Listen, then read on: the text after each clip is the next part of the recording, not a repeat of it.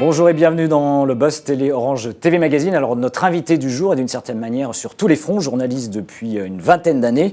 Elle est sur le front de l'information dans les JT d'une part, avec comme joker de Laurent Delahousse, mais également sur le front des magazines. Le lancement c'était en octobre dernier du magazine Nous à la rencontre des Français. Également sur le front des documentaires, le plus récent c'était avec Aznavour en janvier dernier. Et enfin, elle est également sur le front des événements spéciaux, des D-Day spéciales à la télévision. Alors ça va du mariage royal au D-Day en passant par le prochain 14 juillet. Elle essuie le visage emblématique de France 2, mais c'est aussi une voix radio RTL le week-end, le samedi et le dimanche. Station qu'elle a rejoint, c'était à l'été 2011. Marie Drucker, bonjour. Bonjour. Bienvenue dans le Buzz Télé. Alors justement, on parle des événements spéciaux. Le samedi 21 juin, vous avez rendez-vous avec France 2 donc à 14h50, une spéciale qui va célébrer les 80 ans de l'armée de l'air en France, avec Julien Bugier, donc vous serez sur le terrain. On est parti pour combien d'heures de direct ? Au moins 4 heures. Je dis au moins parce qu'il nous arrive très fréquemment en cours de route de décider de prolonger l'aventure. Ouais. Alors qu'est-ce que nous réserve justement cette spéciale et comment est née l'idée de célébrer cet anniversaire des 80 ans ? Alors d'abord, nous sommes en contact avec l'armée en permanence, puisqu'on prépare le 14 juillet, le débarquement. C'est une grande année aussi de commémoration. Il y a eu le 70e anniversaire du débarquement, mais il y a aussi le centenaire de la Grande Guerre. Donc beaucoup d'émissions spéciales. On est en première ligne depuis des années là-dessus. Moi, j'ai rejoint France 2 en partie pour ça, en venant de France 3. Donc, on s'est dit comment on peut réfléchir. On avait fait une spéciale sur l'armée.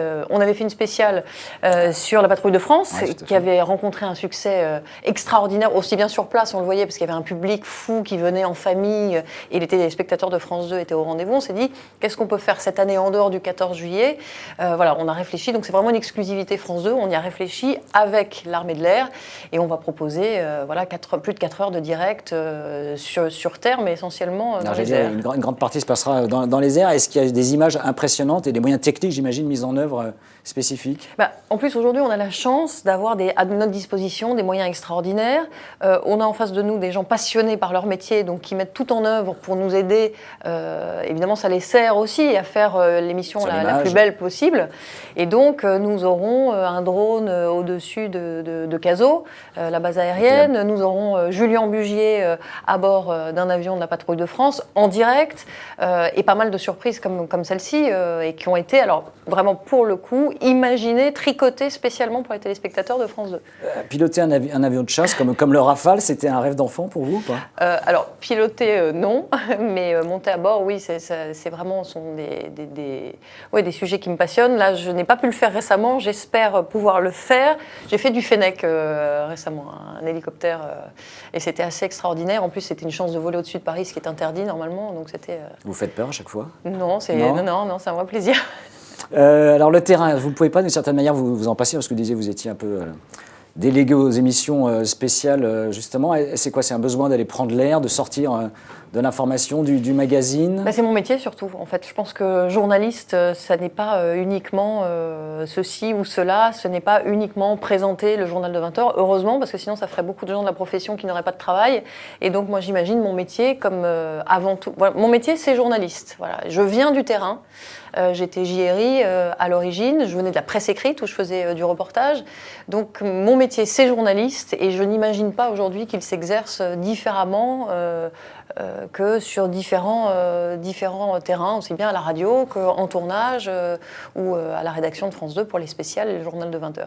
Alors, autre terrain d'expression du journaliste, donc le 8 octobre dernier, je rappelle, c'était le lancement de votre nouveau magazine en prime time, ça s'appelle Nous, qui invitait les Français à découvrir la France, mais également la population, 2,7 millions, je rappelle les chiffres de téléspectateurs, 10,9% de part d'audience pour cette première. Est-ce que Nous va faire à nouveau des petits ? Face à un épisode inédit du Mentaliste, s'il vous plaît. La grosse machine, la grosse artillerie de TF1. Oui, Nous fait des petits, puisque nous sommes en ce moment en train de tourner 2 nouveaux numéros.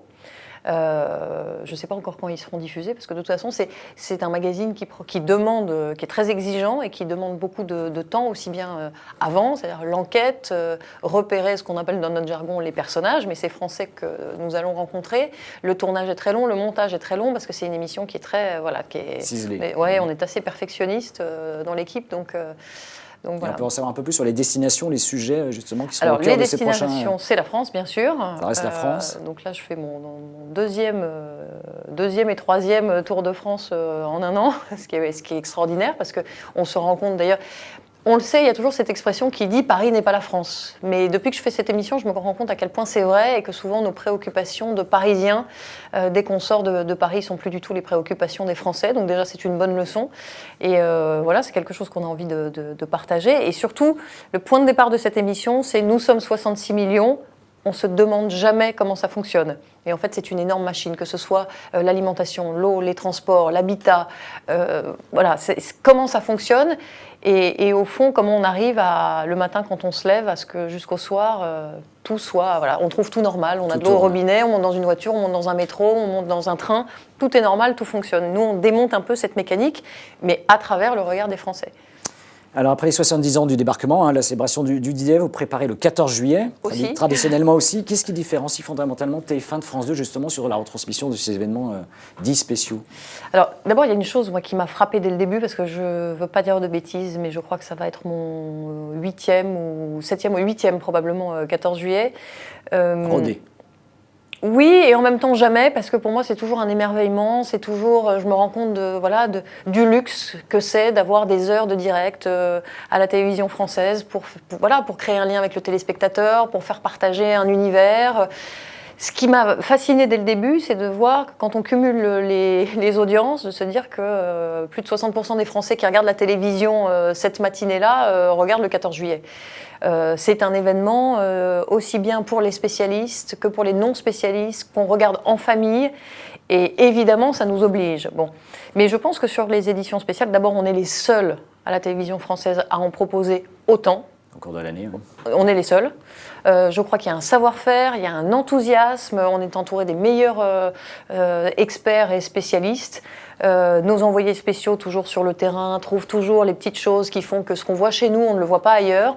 On sait, vous avez dû le remarquer pour le débarquement, pas mal creuser la tête. Maintenant, on utilise des outils comme la réalité augmentée, des choses comme ça, et c'est très payant, ça a eu beaucoup de succès. Voilà, si je dois résumer en un mot, ou en deux, ou une expression, c'est le savoir-faire France 2 et les valeurs du service public, bien sûr.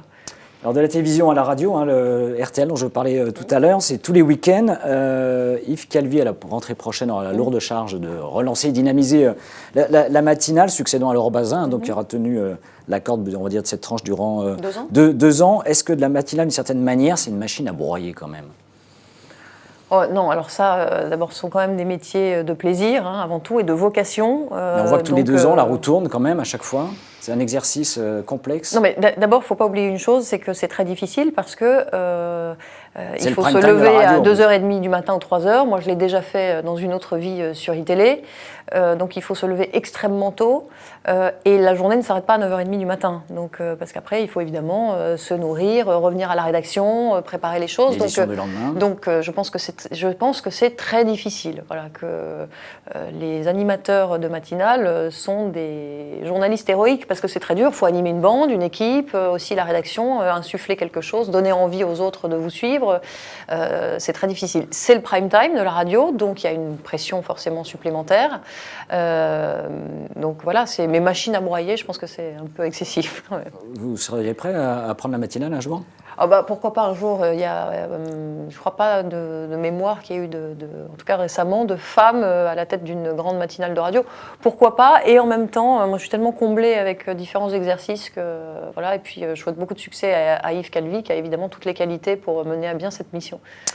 Dernière question, je rappelle votre père, Jean Drucker, qui a été le patron du groupe M6, qui est décédé en 2003. Si vous deviez lui décrire en une phrase aujourd'hui l'évolution du paysage audiovisuel français, on voit qu'il y a eu les 6 nouvelles chaînes, la TNT HD, qui sont montées à 4% de part d'audience sur le mois dernier. Vous lui diriez quoi? Je lui dirais, elle a bien changé. Elle a bien changé? Voilà. C'est-à-dire? Je dirais, elle a bien changé. Elle a bien changé. Marie Decker, merci. C'est moi qui vous remercie. On vous retrouve donc ce samedi, 14h50, pour célébrer les 80 ans de l'Armée de l'Air.